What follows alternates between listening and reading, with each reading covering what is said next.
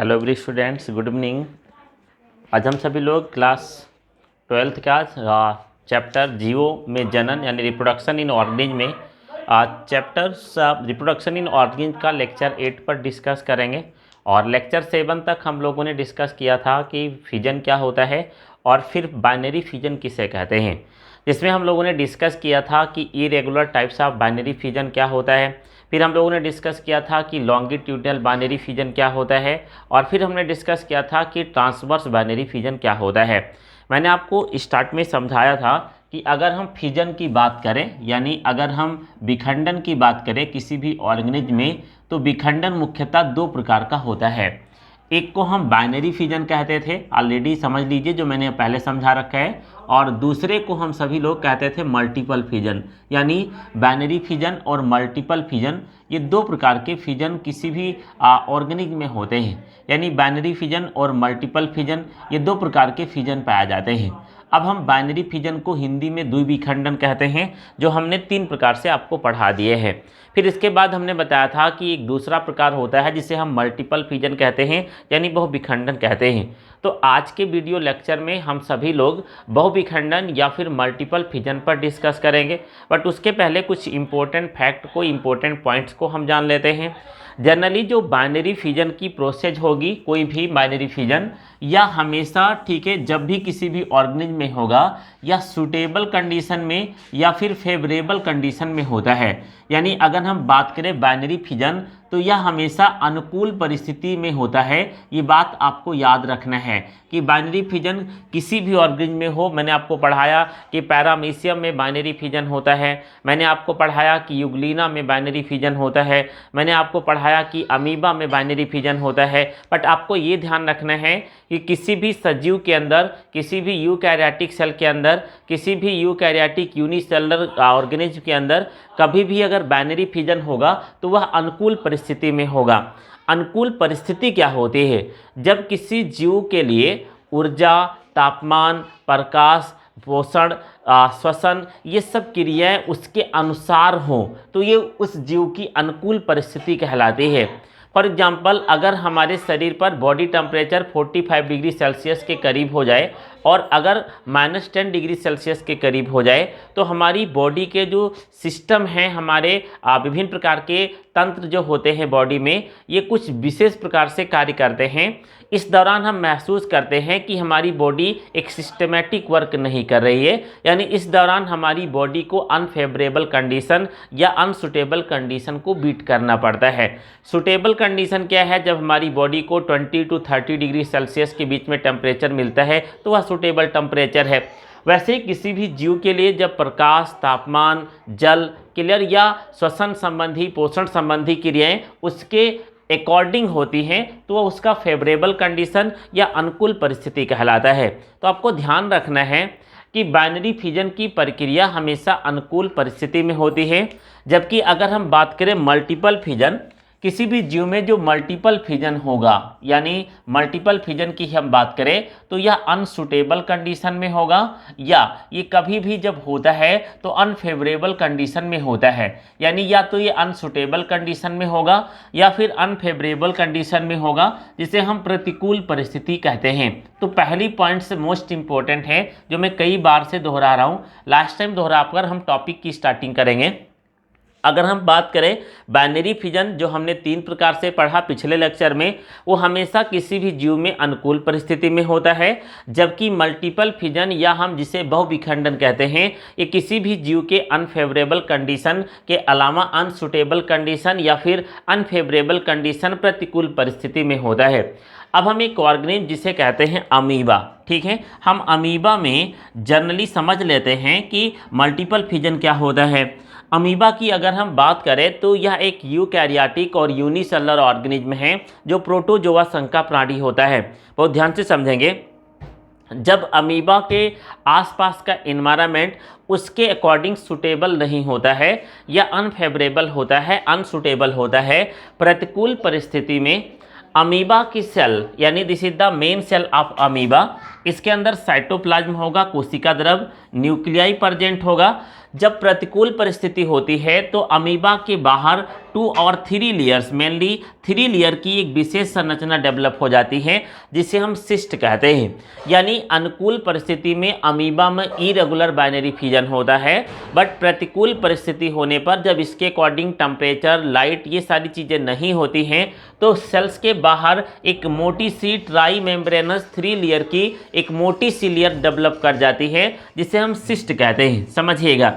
Then इसके बाद में सिस्ट तब तक बनी रहेगी जब तक वहां पर प्रतिकूल परिस्थिति रहेगी और इसके अंदर न्यूक्लियाई का डिवीजन समसूत्री विभाजन द्वारा होने लगता है। दोबारा सुनिएगा, प्रतिकूल परिस्थिति में अमीबा अपने बाहर एक सिस्ट का फॉर्मेशन करता है जो एक ट्राई मेम्ब्रेनस लेयर होती है। इस दौरान अमीबा की सेल के अंदर न्यूक्लियाई का डिवीजन समसूत्री विभाजन से होता है और उसी सेल के अंदर अनेक न्यूक्लियाई, डॉटर न्यूक्लियाई का फॉर्मेशन हो जाता है। आगे देखेंगे ये डॉटर न्यूक्लियाई आगे चलकर कुछ विशिष्ट प्रकार की संरचना का फॉर्मेशन करते हैं जिन्हें हम अमीब्यूल्स कहते हैं या फिर हमें स्मॉलेस्ट अमीबा के रूप में इन्हें देखा जा सकता है। जब भी अनसुटेबल कंडीशन से या अनफेवरेबल कंडीशन से पुनः फेवरेबल कंडीशन आएगी, मान लेते हैं कि आज अमीबा की बॉडी सेल्स के अंदर अमीब्यूल्स फार्म हुए हैं, बट जैसे ही सुटेबल कंडीशन आती है इनके बाहर जो सिस्ट लेयर होती है वो रैप्चर्ड हो जाती है, नष्ट हो जाती है। यानी अमीबा के बाहर जितनी मोटी कोटिंग्स की लेयर सिस्ट बनी थी वह अपघटित होती है और प्रत्येक न्यूक्लियाई अमीबा की सेल से बाहर निकलकर अमीब्यूल से एक डॉटर अमीबा के रूप में फॉर्म कर जाते हैं। तो यहाँ आप देख रहे हैं कि एक अमीबा सेल से अनेक डॉटर अमीबा फॉर्म होंगे जितने न्यूक्लियाई बनते हैं, इसलिए इस प्रक्रिया को बहुविखंडन, बहु मीन्स होता है बहुत सारे, विखंडन मीन्स होता है विखंडित हो जाना। इस प्रक्रिया को हम मल्टीपल फिजन कहते हैं। आपको अच्छे से समझ में आ रहा होगा, बट मैं एक बार पुनः रिवाइज कर देता हूँ।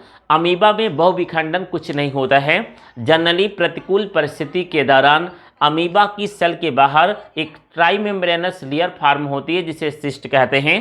ट्राइमेम्ब्रेनस लेयर के आंतरिक भाग में बहुत सारे न्यूक्लियाई का डिवीजन होता है जो समसूत्री विभाजन से अनेक केंद्रक का निर्माण कर लेता है।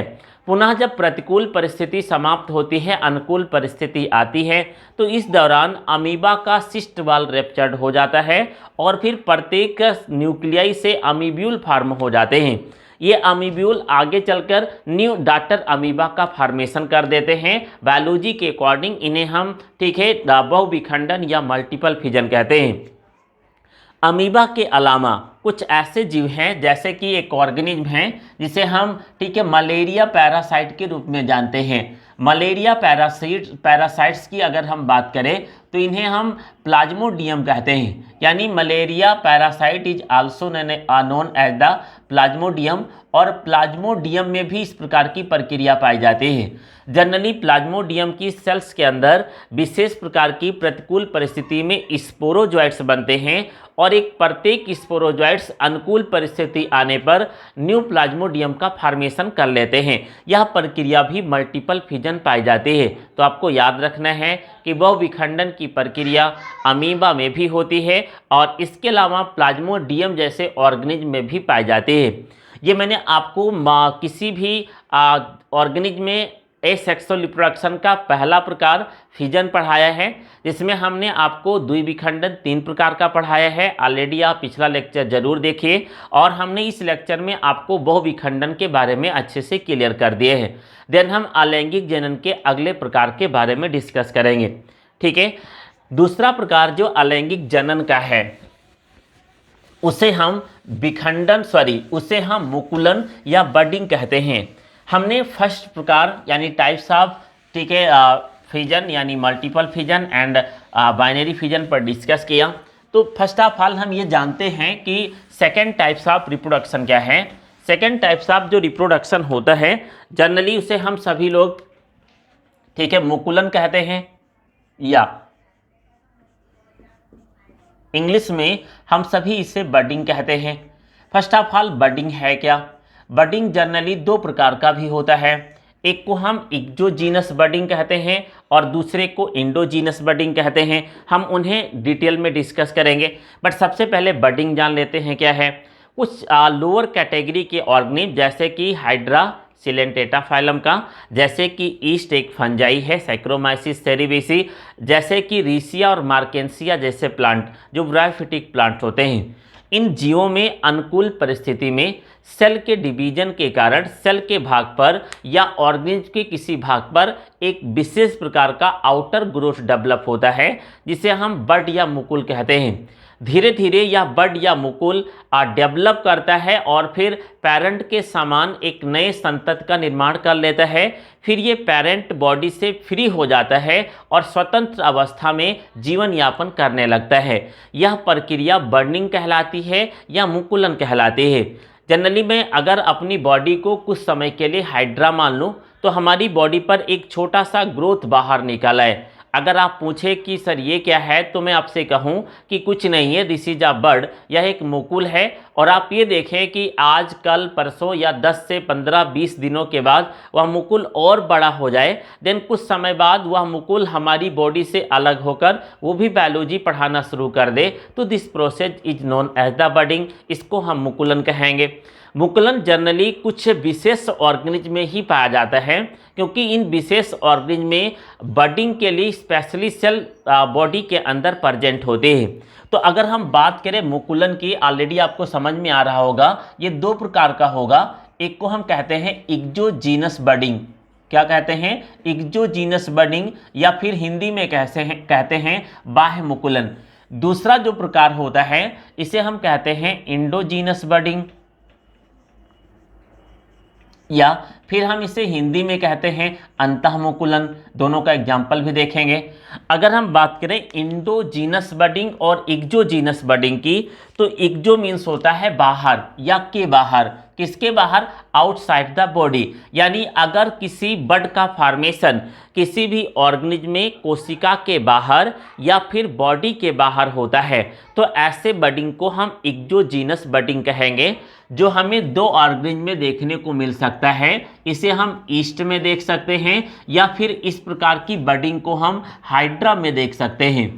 अगर हम बात करें एंडोजीनस बडिंग की, तो एंडोजीनस बडिंग, इंडो मीन्स होता है के अंदर, समझिएगा, एंड जीनस मीन्स होता है सेल के अंदर या फिर बॉडी के अंदर। मीन्स अगर एंडोजीनस बडिंग की बात करें तो इसे हम मुख्य रूप से गैमा कप के रूप में देख सकते हैं। और गैमा कप एक विशेष प्रकार का पार्ट होता है जो मार्केंसिया में पाया जाता है।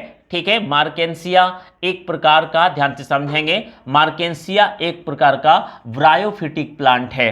तो मैंने आपको समझाया कि बडिंग दो प्रकार का है, मुकुलन दो प्रकार का होता है।